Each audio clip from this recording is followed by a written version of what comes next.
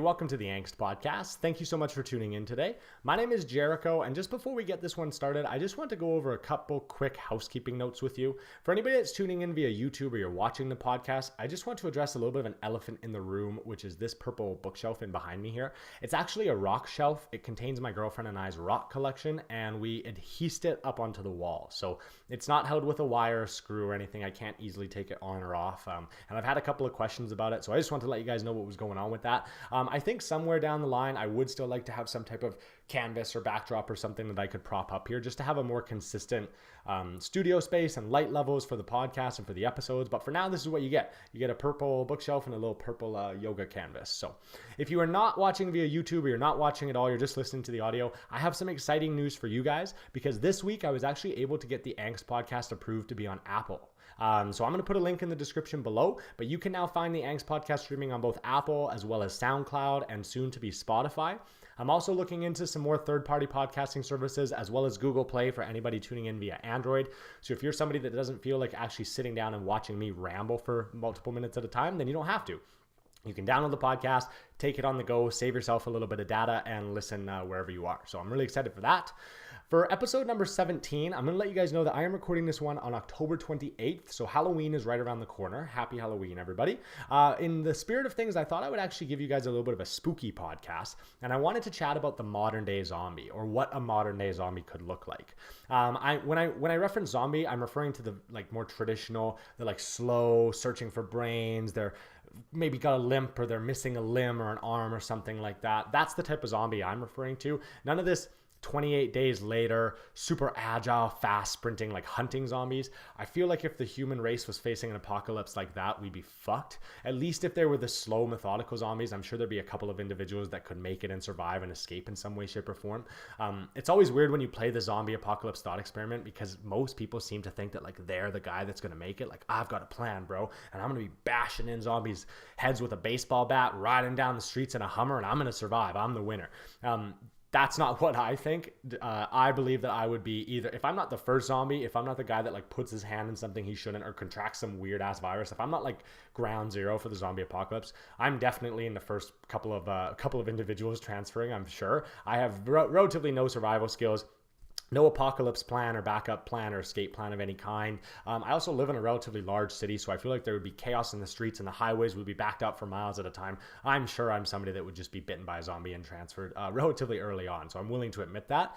Something that I also see when I either read a zombie book, watch a TV show, watch a movie, is this ground zero zombie always seems to be in some weird outskirts of our society. So it's in some random village in South America, and it's almost like the first world doesn't even really catch on to the fact that there is a zombie apocalypse until it's too late. The protagonist will just wake up one morning and turn on the radio or the television, and all of a sudden all the news stations are just saying you gotta get inside and find your wife and hide your kids and lock your doors because there's zombies fucking running around attacking everybody out here, and it almost seems like it sneaks up on us.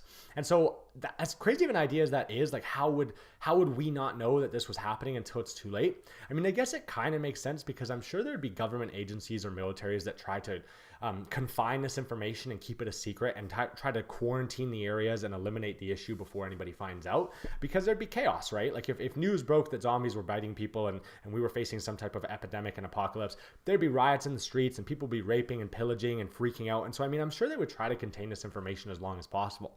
And so I propose to you guys that hypothetically, maybe that's already occurred.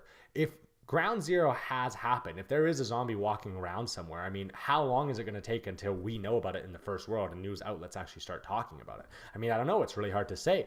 I'm going to propose a couple of points here that might actually hopefully sway you guys to the fact that this may already be occurring and there might already be some zombies that are starting to be infected and walking around with us. And so to kick it off, I'm going to go to the physical, just kind of the obvious one. What would a zombie look like? How would they behave? How would they move? And again, I'm referencing that slow, methodical, they're limping around, their joints don't work, their nervous system doesn't fire the same way as a human. But I actually propose to you guys that we might already be heading in this direction as a species right now. We are very rarely physically demanded by our environment. You're not out hunting and foraging and gathering for your next meal. It's very rare that you have to pick up your whole family and walk across a province or a state or a nation to relocate where the bison have gone and you need to follow them on this long journey. And it's almost unheard of that somebody having a nap or waking up in the morning is faced with a predator of some kind, like there's a bear standing over them or a wolf or a cougar, or pick your predator, and you have to run or escape or fight for your life or fight for survival. These are also almost unheard of scenarios for a modern day Homo sapien. And so when you don't actually test the system, you don't rev up the engine very often, you don't have these physical demands, well, unfortunately for us, we kind of start to atrophy. We start to lose the ability to have good neurological stimulation. Our muscles do start to shrink down in size and lose their mass overall. And our 100%, even though we think we might still have it, we might not. I mean, how often are we actually testing the system?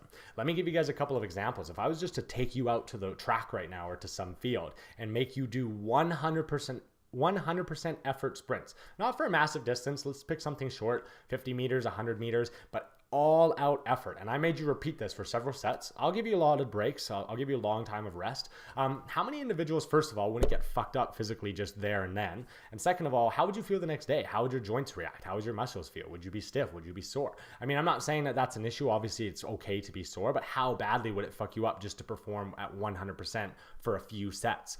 I know a lot of individuals that have a hard time even getting themselves into a squat. If I actually was to go over the characteristics of what proper squat form looked like, and you had your feet shoulder width apart, your knees jutting out and externally rotated to the side, good glute activation, strong core, upright torso, eyes forward. I mean, I know several individuals that find themselves even struggling to maintain a position for a matter of moments. They've got tight hamstrings or their hips sink underneath. It's called a butt wink. Their hips will sink underneath their torso. They have a hard time keeping their core engaged and their eyes up. If I had them hold some type of object overhead or in a front rack position, they basically break down and fall apart. Their knees would bow in. And again, I'm not here to knock people, but this is what happens when sedation occurs. If you're going to sit in front of a desk or in a car and you're hunched over all day and you're not engaging, you don't find yourself sitting and in a nice, good supported squat position, your muscles are going to lose the ability to do so. Why? Because it's not required of them. The system, as far as they're convinced, that's not a position they never need to find themselves in. Similarly, I could do the same thing in the upper body, and I could talk about an overhead position and a nice fully extended range of motion in the shoulders, good lat activation, good core activation, and how long could you actually contain or hold an object up above? Again, I know there's a lot of individuals that are so tight in the shoulders, they can't even really get their arms straight overhead. That's too big of a request for them. And these are just multiple examples of human beings losing their ability to interact with their muscular and energy systems and nervous systems and just engage muscles in a way that is beneficial towards us. And I mean, what would it look like if we lost the ability to properly activate our glutes, to properly run, to walk, and we either need a cane to support us or we walk with a limp of some kind? To take this to an even more extreme example, there's a couple of individuals that are usually on a little bit of a bigger size. Maybe they're a little bit on the obesity side or they're a little overweight. And what you can notice is when a proper walking individual, a nice stride, for the most part, your feet are relatively forward facing. They may have a super subtle external rotation, but for the most part, they're relatively back and forth. And if you find somebody that's a little bit on the bigger side, often what you'll notice is that their feet actually externally rotate quite a bit. The reason being is that they have very poor glute activation. So instead of their legs being supported by their ass every time they take a step and they're walking with these big posterior muscle groups, they've transitioned to these smaller muscle groups, and their body's actually compensated by rotating their joints outward, so their knees and their ankles and their feet actually get a little bit of a better angle to support themselves. But this is not good. This is poor muscle activation. So instead of using the muscles to be the caveat that's moving you forward, you're using your bone structure and your joints, and it starts to wear down, especially if you're a little bit heavier throughout the years, and you're going to start to feel pain and the repercussions of this. An even more extreme example would be there are certain individuals in our society that have actually become immobilized strictly due to just not revving up their engine ever. So it's not that they have a serious condition or an ailment or an injury of any kind. They've just gotten so inactive and so large that they physically have to have some type of scooter or device that transports them around. And it's tough. It's sad because the human system is such a well-built machine. It's capable of so much. We're one of the longest endurance animals on the planet. And to see us have this extreme spectrum where we are immobile and limping and having technology move us from point A to point B all the time is unfortunate. And in my opinion, it's actually in the direction of what a zombie would look like. Somebody that has poor neurological stimulation, somebody that cannot run, walks with a limp. I mean, you tell me where's the line? Where's the zombie variable? If I could switch over now from the physical to the mental side of things, maybe what would the mental capacity of a zombie look like versus a human being? I was somebody that grew up kind of on the cusp of the internet. So I remember in the early stages of my existence, we didn't have a computer at home. We didn't know what the internet was. We weren't online just quite yet. And then as I grew up, I was one of those last generations to kind of see it come into my childhood and have access to this technology. And like I think a lot of people at this point, I feel how reliant I am. I don't even like leaving my house without my phone. In social situations, I find myself, if I'm at a party, if I'm conversing with a group of individuals I don't know very well, maybe we don't know exactly what to talk about. I try to make a joke or tell a story. Maybe it doesn't stick. There's a bit of an awkward silence. How often or easy is it to revert to just whipping out your cellular device and just instead of actually dealing with the physical reality or the uncomfortable nature of the conversation, you can just fuck off. You don't have to be present in the moment. You don't know anybody at this party. You can just play Candy Crush on your phone, and that will sustain you in some way. It'll keep you happy and it'll get you through the evening. I mean, we become a little bit reliant on this technology to mentally stimulate us and give us feedback and happiness in some way, shape, or form. I am a server at a relatively popularized restaurant chain, and people come in and have nice dinners. They celebrate their birthdays, their anniversaries, graduations, special occasions, and they spend a decent amount of money, hundreds of dollars, to have a temporary experience and a few hours in the dining room. It's always really weird to me because some of these individuals who are paying so much money to come out, instead of actually having an engaging conversation where they enjoy their experience, they take in the physical reality of the dining room, they enjoy the presence of their food, they actually just play on their phones. So instead of talking on your own anniversary, they'll just, again, Candy Crush, Instagram, whatever it may be, for a few hours while they're paying hundreds of dollars to sit in this chair. It's even worse when you go to the younger generations, the ones that have actually been growing up with these devices and have already fostered an addiction at a very young age. I've had families where, grandpa and grandma are chatting and mom and dad are talking with their friends, and obviously the kids are a little bored. They don't want to have these adult conversations. And so the parents stick an iPad into their hands, and it totally draws them in to the point where if I try to interrupt this experience in any way, if I ask them what they want to drink, if I can take their plates, try to get them to engage with me in some way, learn a little bit of social skills, stimulate them, they don't like it. They actually get a little mad or frustrated. Their parents have to get mad at them and try to discipline them. They don't want to put the iPad down or take it away. They're addicted to the mental stimulation that is the technology, not the real world, not their own thinking processing machine, but the big data and the algorithms and the things that are designed to capture your attention. I think this is a little bit of a dangerous game because it doesn't allow us to be the best mentally that we are. I think it starts to, as the physical side of things, I think we start to atrophy a little bit mentally when we become so reliant on technologies just doing things for us. Another example that I've laid out before is even for myself. I don't know why I would remember fun little facts, random dates. When was the United States of America founded? Who was the 20th president? There's these random little tidbits of information I don't feel any desire to ever contain in my own actual brain and computing system, because if I ever needed that information, I would just Google it. It's readily available. I have the information in my pocket, in my device at any point in time. So why would I have to remember the information when I know I have access to it? I remember growing up, people used to say you wouldn't have a calculator with you all the time. Actually, yes, I do.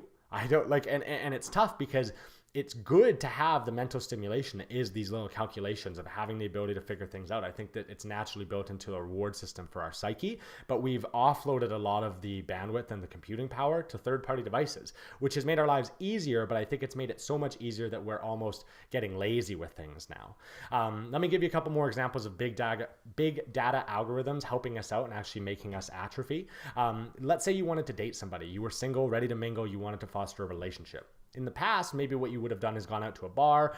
You would have met through a friend of a friend or a colleague, a coworker, a student in your class, whatever it might be. And you would have had to have a physical conversation, get to know that individual, take some risks, and grow together. Nowadays, we actually offload a lot of that to the computers. And so Tinder, for example, is a great opportunity for you to, instead of having to go outside, meet somebody and find out things about them, you can just swipe through an algorithm that has already determined individuals for you, and it helps you pick your mate.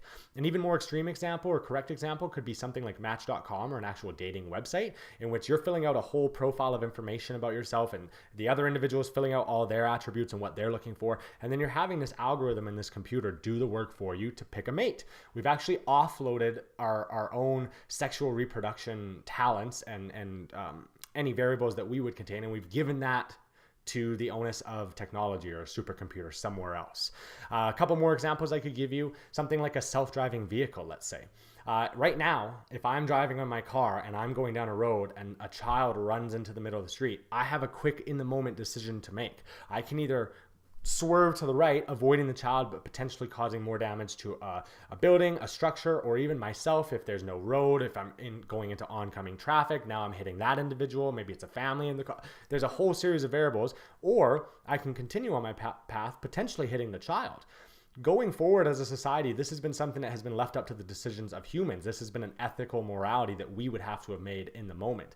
But going forward, when we have introduced self-driving vehicles and AI that's going to make these decisions in a matter of seconds for us, they're going to have to weigh the odds and the probability. And I mean, who's programming these? Where is the ethics coming from? Is it coming from humans? Is it coming from the data of the computers? I mean, what reliance are we going to have on human stimulation and mental cognition to actually determine what the best case scenario is versus just offloading the responsibility to a computer that seems to be more reliable in most situations? It doesn't need to be perfect. It just needs to be correct more often than the human brain, because the human brain can make mistakes. And the less stimulation that we have to deal with in our day, we become more and more and more reliant on this technology as it becomes more. It's more of an autopilot based system in all aspects of our day. What should I wear today? Well, you could ask the algorithm. What's the weather going to be like? I mean, you could look outside, but you don't. You check the weather application.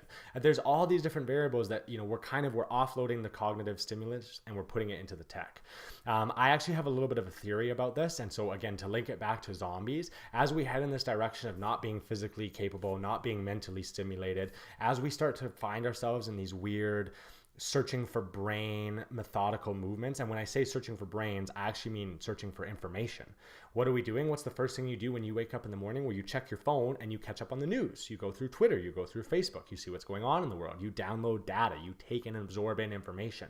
What does the brain do? Well, the brain takes in and processes and absorbs and stores information and data. So what are we addicted to? Well, we're addicted to data. And so constantly every day we're searching for more and more and more. And I mean, are you seeing the similarities here? Like, are we eating brains, or do we have a thirst for brains, a thirst for knowledge, a thirst for information, pop culture references? You get what I'm saying. This autopilot behavior, I think, is kind of dangerous. I've been obsessed with a concept lately called flow state. There seems to be individuals that can find themselves in situations where they're just crushing it. You see it most common in athletes where nothing can faze them. They're dialed in. They're performing their tasks exactly as that should be. They're an expert to their craft, and it shows. These people that are in flow state seem to have a better life, because if you can find yourself in flow state in multiple different tasks throughout your day, things are going to come easy to you. Things are going to be natural. They're going to be quick and fluent. It's something that I try to find all the time. If I'm going to be writing, if I'm going to be doing the podcast, how do I get into a mental state where I feel like I'm ranting? I'm not using ums or pausing, and I'm just going, and the ideas are coming to me because it's natural, right? This is the flow state I'm trying to achieve. And I think what's very dangerous between this big deck, these big tech algorithms and AI computers that do all the work for us, is I believe that flow state is a variable or a frequency wave away from autopilot. And what happens when you scroll through your phone is you give your thirst for knowledge to a computer that has picked things for you. So instead of me going onto the front page of Reddit and seeing news that I specifically want to see, what do I want to learn about today? What do I want to better myself with today? What do I want to find out that I didn't know before? I don't make those conscious decisions. Instead, I just hit refresh, and I have some AI algorithm somewhere else that has sold my data to advertisers and has its own purposing that's not necessarily betterment, but just clickbaity articles and the best top news that's going to appeal to the most people.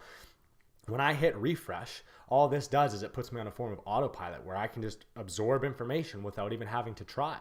A prime example of this is that Instagram, I know it sounds kind of ridiculous, but Instagram when it first started was a scroll stop. So you'd have to scroll a little bit, you'd see a photo, you'd look at it, you'd scroll a little bit, you'd see a photo and you'd look at it. That's actually too much work for the programmers at Instagram. They know that it takes effort for you to keep doing this thumb thing, and eventually you'll grow tired of it and you'll click the home button and you'll leave. So what do? They invent the stories, and the stories actually autoplay. So instead of having to scroll stop, you can just touch it once and then just get absorbed. And this thing will just start to play and keep going, and it will do the work for you. It will bring content. Literally, you don't even have to raise a finger. It will just play out in front of you. And the guys that program these softwares, the people that are in charge of some of these big companies, they're at a war for your attention, and everybody's trying to get as much attention from you as they can. And they want to make this as easy and fluent, as natural as possible. They want to make you put on autopilot. I'll leave you with one last example. This happens to me more often than it should, and I'm trying to better myself in this way. Let's say I was having a conversation in person with one of my buddies, and he brought up a point or something that he had referenced that they had actually sent me in a message earlier. So all I got to do is I got to go onto Instagram and look at the message.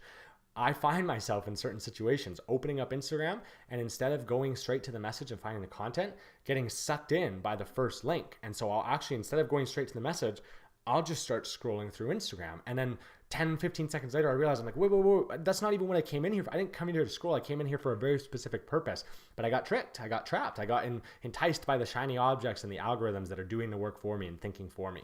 And so I'm trying to clarify that I believe that this autopilot that we find ourselves in is very, very similar to flow state. And so it feels so natural and good because it feels like this is what you should be doing and where you're at, but it's not. It's actually a degree away. And so I don't want to become a human zombie. I don't want to be on autopilot. I don't want the physical work to be done by somebody else or a virus. I don't want to be taken over by big data algorithms. I want to be human, and I want to remain human for as long as possible. I think the apocalypse may be upon us, guys, and I think that we're going to have to pay attention to the signs before we wake up and it's too late and all of a sudden we turn on our phones and we never leave. So thanks for tuning in, guys. I really hope you enjoyed that one. Happy Halloween. Enjoy yourselves. Be safe, and we'll see you again.